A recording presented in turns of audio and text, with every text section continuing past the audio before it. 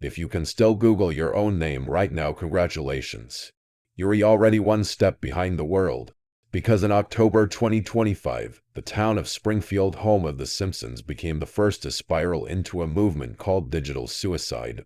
Within 6 months, humanity behaved as if infected by a virus, scrambling to erase every trace of their digital footprints, leaving not a single bite behind. You might assume this was just a brief act of resistance against social media or a mass privacy protest. You're wrong. This was a systemic collapse, a silent war, a mass self-mind assimilation within the digital prison we built for ourselves. It all began with an unmitigated disaster. In August 2025, America's largest advertising conglomerate, OmniTrack, leaked a dataset containing behavioral models for 7.2 billion people. These models could predict your next action even before you thought of it, accurately simulating your tone when you get angry, apologize, break down, or even fall in love. During a live stream, Elon Musk bluntly declared human beings don't need to socialize anymore. Your AI replica is more authentic. That sentence lit the fuse of global panic. Within 3 days, the hashtag #EraseMe topped every social media chart worldwide, surpassing even war updates in Beyoncé's new album. Celebrities jumped ship first, initiating their digital suicide rituals.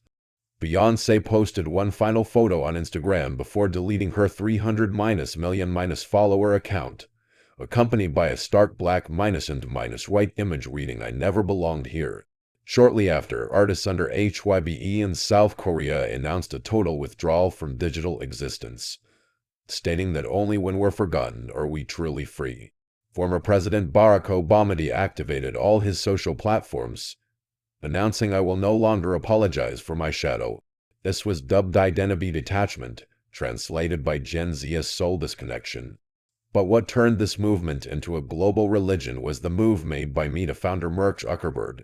He shut down all Meta-owned AI recommendation systems and declared Facebook a void. In a broadcast, he said, "Welcome to the zero era. Facebook will no longer remember you, nor will it suggest anything to you."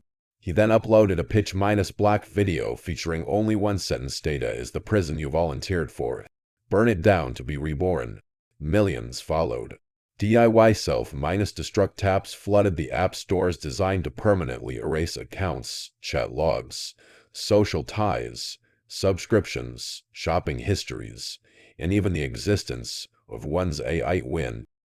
The storm didn't pass, it metastasized into a global cultural revolution. France passed the right to forget law, granting citizens the ability to apply for total system erasure every 5 years, enforced by government mandate. China launched the Blank Life Initiative, giving preferential treatment to civil service applicants who had deleted their digital past. India celebrated Code Holi, a national holiday where citizens in white robes burned slips of paper listing usernames and passwords, dancing in the flames. But digital suicide wasn't just about leaving platforms, it birthed an entirely new morality system. In Springfield, people began policing each other's purity. "Do you still have an email address?" became a slur. "What did you Google yesterday?" became a mark of betrayal.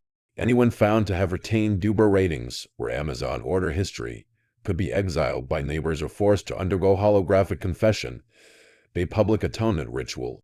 A new shame culture emerged to keep data was unethical, a crime against the new clean society. By early 2026, digital suicide had become an article of faith, officially recognized in the UN's Human Cognitive Reconstruction Program. At the 81st UN Assembly, the Secretary-General stated, "We are entering a post-social era, a civilization no longer under algorithmic surveillance." That same year, Springfield officially opened its Clean Citizen Certification Office. Citizens had to pass a 7-layer erasure protocol, including deletion of browser histories, AI voice prints, birth record copies, and disconnection from DNA databases before being recognized as cleansed individuals. People lined up to delete hospital records, erase birth certificates, even disfigure facial recognition patterns, laser burning their 3D point matrix, magnetically scratching iris scans. These rituals became known as -identity baptisms, spawning a whole industry of paid services. Erase My Life Inc. Nullify Labs Soul Reset Clinic, promising complete disappearance from all databases within 72 hours, as if you never existed. The storm devastated the data-driven economy. Platforms dependent on targeted ads collapsed. YouTube turned into a shell of random videos with no audience. Netflix's algorithm degenerated into random play mode. TikTok rebranded as a silent theater, streaming mute, unchanged videos mostly of empty rooms and blank walls. Global GDP shrank by 23%, but international economists called it a spiritual surplus phase. Simultaneously, non-digital economies flourished. Physical books, paper newspapers,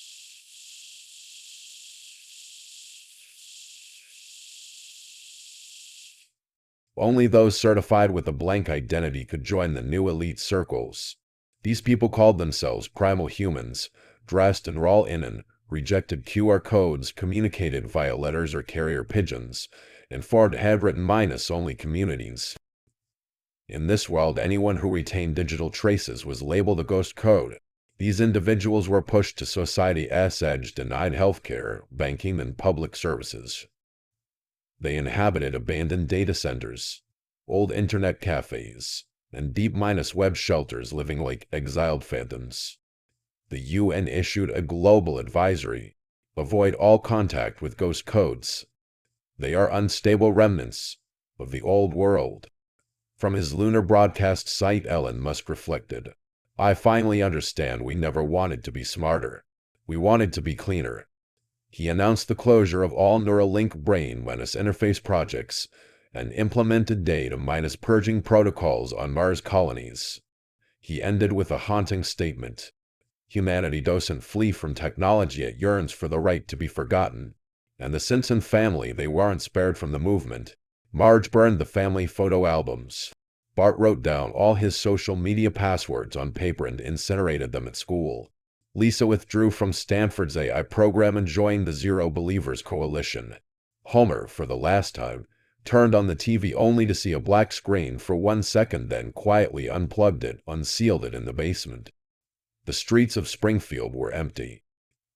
No selfies. No check-ins. No live streams. No Ray posts. No traffic. No suggestions. The world had reverted to the silence before the internet, but the silence was not peace, it was an icy purge of all memory. And on the wall of the Simpson house, one phrase remained spray painted: delete me. Only then do I exist.